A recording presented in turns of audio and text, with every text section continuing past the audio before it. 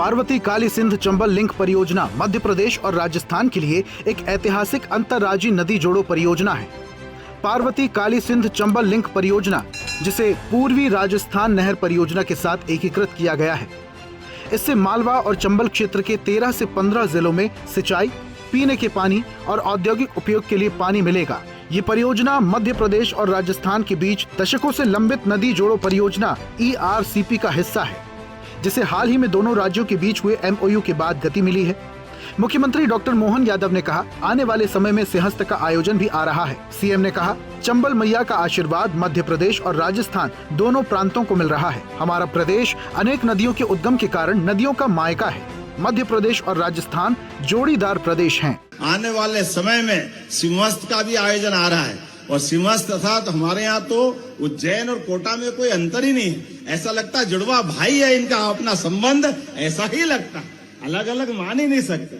और चंबल मैया का तो वास्तव में हमारे यहाँ से प्रादुर्भाव भले ही हुआ है, लेकिन आशीर्वाद तो कोटा में ही बरसता है, उसका एहसास होता है।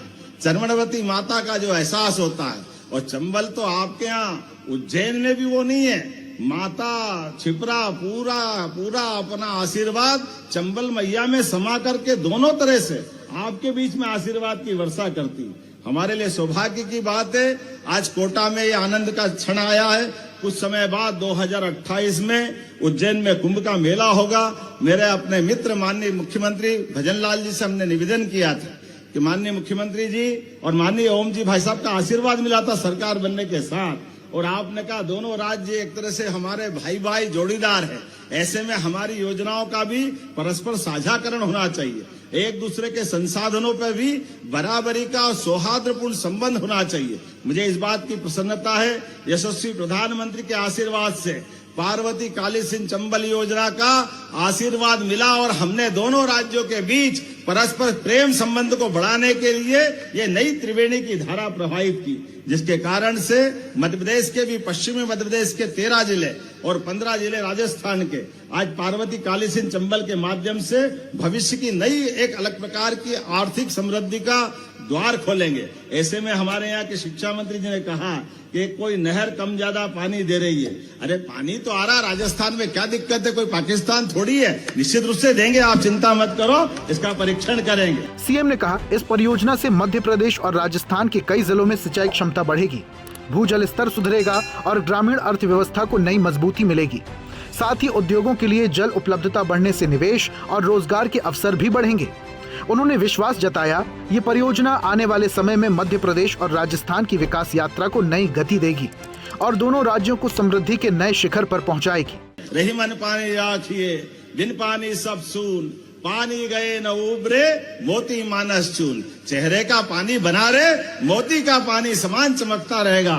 परमात्मा की दया से नदियों के लिए तो मध्य प्रदेश नदियों का मायका है। ऐसे समय में जब जल की धारा में परमात्मा ने वहां वृद्धि की है, तो हमको परस्पर इस तरह की व्यवस्था में सदैव सहभागी होना चाहिए।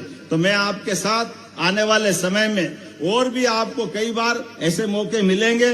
आप सबको सिंहस्थ 2028 का आमंत्रण भी दे रहा हूं। और माननीय भजनलाल जी के साथ हमने एक प्रकल्प चालू किया।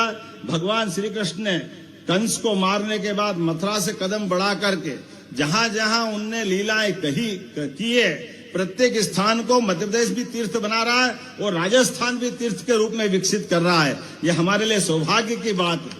कई प्रकार की भगवान की लीलाओं से जीवन भर हमको प्रेरणा मिलती रहेगी। उनके प्रत्येक कदम एक से बढ़कर एक हमको सदैव जीवन में पाथेय के रूप में रहेंगे। इसलिए हमने उस योजना का नाम भी श्री कृष्ण पाथेय योजना दिया है। मेरे साथ प्रेम से बोलो, गोपाल कृष्ण भगवान की। मुख्यमंत्री डॉक्टर मोहन यादव ने कहा, पार्वती काली सिंध चंबल परियोजना मध्य प्रदेश और राजस्थान के लिए आर्थिक समृद्धि के नए द्वार खोलेगी।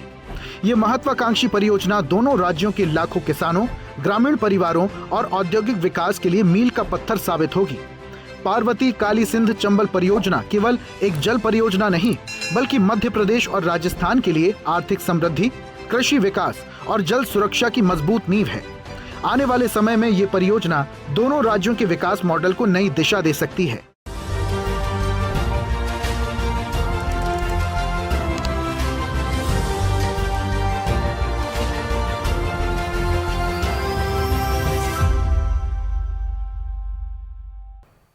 ऐसे ही वीडियोस के लिए लाइक करें, शेयर करें, फॉलो करें।